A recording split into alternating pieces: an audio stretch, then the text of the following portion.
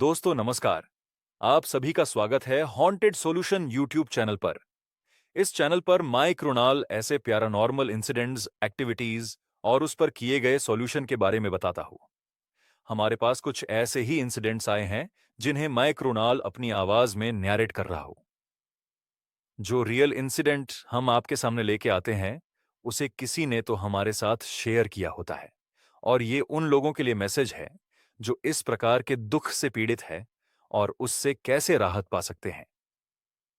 मैं यहां उन लोगों के अनुभव साझा करता हूं जो कभी शैतानी शक्तियों से पीड़ित थे और परमात्मा एक मार्ग में आने के बाद कैसे उन्होंने उन सभी कष्टों से मुक्ति प्राप्त की। परमात्मा एक मार्ग की स्थापना विशेष रूप से ऐसी शैतानी शक्तियों से छुटकारा दिलाने के लिए महान त्यागी बाबा जुमदेव जी द्वारा की गई थी। तो आइए चलते हैं रियल इंसिडेंट की ओर। आज मैं आपको एक ऐसा अनुभव सुनाने जा रहा हूं जो आपके दिल को छू लेगा और आपके रोंगटे खड़े कर देगा। ये अनुभव जिनका है उनका नाम है राज ज्ञानीराम मटाले की, जिन्होंने अपनी जिंदगी का सबसे बड़ा अनुभव हमारे साथ साझा किया है। ये कहानी दुख, संघर्ष और आखिर में परमात्मा की कृपा से मिले सुख की एक अनोखी मिसाल है। तो चलिए बिना देर किए इस कहानी को शुरू करते हैं और देखते हैं कि कैसे राज और उनके परिवार ने अंधेरे से उजाले की ओर का सफर तय किया। राज, जो एक साधारण परिवार से ताल्लुक रखते थे, राज का परिवार बेहद धार्मिक था। उनके घर में हर देवी देवता की पूजा होती थी। सुख दुख हर बात वो अपने इष्ट देवताओं को बताते और उनकी भक्ति में डूबे रहते। लेकिन एक दिन उनकी जिंदगी में ऐसा तूफान आया जिसने सब कुछ तहस नहस कर दिया। राज उस वक्त सिर्फ 14 साल के थे और 8वीं कक्षा में पढ़ते थे। स्कूल की छुट्टियां हुई तो राज अपने मामा के गांव कामठी चले गए। वहां उन्होंने 10 दिन बिताए और फिर अपनी बड़ी बहन के साथ अपने गांव लौटने की तैयारी की। लेकिन उस दिन मौसम बहुत खराब था। आसमान में काले बादल छाए थे, तेज बारिश हो रही थी और बिजलियां कड़कड़ाने लगी थी। रास्ते में उन्हें अजनी गांव का नाला पार करना था। जैसे ही वे नाले के पास पहुंचे, राज को अचानक अपने शरीर में एक अजीब सा भारीपन महसूस हुआ। उन्हें लगा जैसे कोई चीज उनके अंदर समा गई हो। डरते डरते उन्होंने अपनी दीदी से कहा, दीदी, मुझे कुछ ठीक नहीं लग रहा। ऐसा लग रहा है जैसे मेरे अंदर कुछ भारीपन आ गया है। दीदी ने इसे हल्के में लिया और कहा, अरे, ऐसा कुछ नहीं है।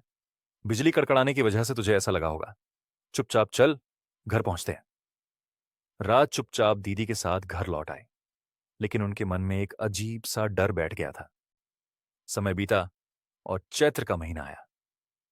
चैत्र में घट स्थापना का पहला दिन था, जो राज के घर में बड़े धूमधाम से मनाया जाता था। उस दिन सुबह सुबह पूजा हुई। पूजा के बाद राज की मां अपने काम पर चली गई, दीदी स्कूल चली गई और राज घर पर अकेले रह गए। उनकी स्कूल उस दिन दोपहर की थी और संयोग से वो दिन शनिवार था। पूजा खत्म करने के बाद राज ने घर के बाहर कदम रखा और तभी एक भयानक घटना हो गई। उनके घर में अचानक आग लग गई। उस वक्त घर में कोई नहीं था सिवाय राज के। आग इतनी तेजी से फैली कि देखते ही देखते पूरा घर लपटों में घिर गया। आसपास के लोग मदद के लिए दौड़े, लेकिन आग इतनी भयंकर थी कि कुछ भी नहीं बचा। राज के घर की हर चीज जलकर राख हो गई। उनके पास सिर्फ वही कपड़े बचे जो उन्होंने पहने हुए थे। बाकी सब कुछ, अनाज, कपड़े, बर्तन, सब जल गया। राज रोते रोते बेहाल हो गए। उनके दिमाग में एक ही सवाल बार बार आ रहा था, माँ और दीदी क्या सोचेंगी?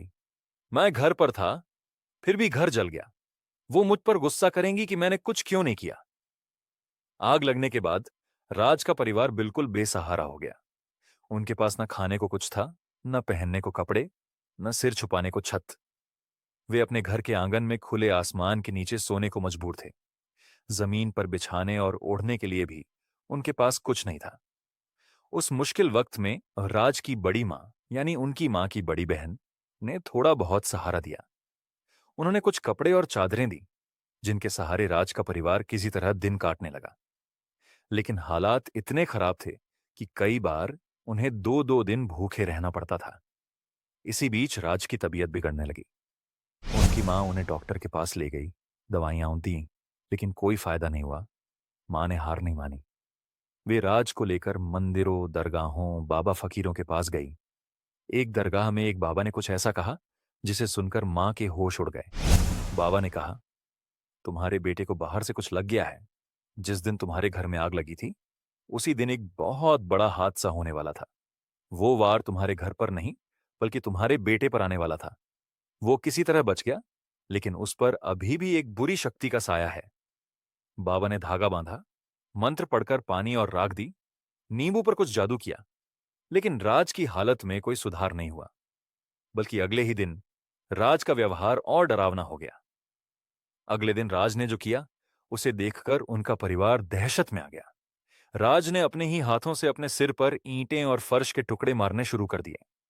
जो भी चीज उनके हाथ में आई, उन्होंने उसी से खुद को चोट पहुंचाई। वो हर औरत पर गुस्सा करने लगे, चाहे वो उनकी मां हो, दादी हो या कोई और। जब उनके अंदर वो अजीब सी ताकत आती, तो उन्हें कुछ भी होश नहीं रहता। वो घर में जो भी खाना बनता, उसे अकेले ही खा जाते और किसी को कुछ नहीं खाने देते। मतलब पूरे परिवार का खाना अकेले ही खा जाते। उनकी माँ और दीदी ये सब देखकर फूट फूट कर रोती। हालात इतने बिगड़ गए कि राज को घर में बांध कर रखना पड़ता, क्योंकि वो औरतों को मारने लगते थे। राज की माँ को लगने लगा कि उनका बेटा अब उनके हाथ से जा रहा है। वो सोचने लगी, मेरा बेटा मुझसे छिन जाएगा, क्या मैं इसे बचा भी पाऊंगी? अब तक ये तो पता चल गया था कि राज के अंदर जो एंटिटी थी, वो औरतों का बहुत ज्यादा गुस्सा करती थी। मामा के जिस गांव राज गए थे, कामठी, वह नागपुर से महज 15 किलोमीटर दूर है। कामठी के पास एक गांव है, अजनी। वहां पर एक नाले को क्रॉस करने के बाद से ही उनके पीछे ये सब बाधा लगी थी। जिस गांव में राज रहते थे, उसी गांव में एक लड़की थी जिसे राज ने अपनी बहन माना था। उसका नाम है सरिता शोभेलाल कुसराम। वो उनके घर आई। सरिता एक मार्गदर्शक की बेटी थी, मतलब परमात्मा एक मार्ग की अनुयायी थी। उसने राज की हालत देखी और परिवार से सारी बातें सुनी। उसने राज की मां को सलाह दी, आपको परमात्मा एक मार्ग में शामिल होना चाहिए। ये मार्ग आपके सारे दुख दूर कर देगा। उस वक्त राज को कुछ भी होश नहीं था, लेकिन उनकी मां और दीदी ने इस सलाह पर गंभीरता से विचार किया। मां ने कहा, हमने इतने सारे देवी देवताओं की पूजा की, तंत्र मंत्र आजमाए, लेकिन मेरा बेटा ठीक नहीं हुआ। तो ठीक है, तुम्हारे कहने पर अब इस मार्ग को अपनाकर देखते हैं। अगले ही दिन राज का पूरा परिवार मार्गदर्शक के घर पहुंचा। मार्गदर्शक ने उन्हें परमात्मा एक मार्ग के बारे में विस्तार से बताया। उन्होंने कहा, इस मार्ग में सिर्फ एक भगवान को माना जाता है। आपको सभी देवी देवताओं की मूर्तियों और तस्वीरों का विसर्जन करना होगा। यह सुनकर राज की मां ने कहा, जब हमारे घर में आग लगी थी, तब हमारी सारी चीजें जल गई थीं। हमने तब से कोई पूजा पाठ भी नहीं किया। मार्गदर्शक ने परिवार को 3 दिन का कार्य दिया और कहा, राज को रोजाना बाबा हनुमान जी के नाम का 11 बार फूंक मारकर तीर्थ पिलाओ।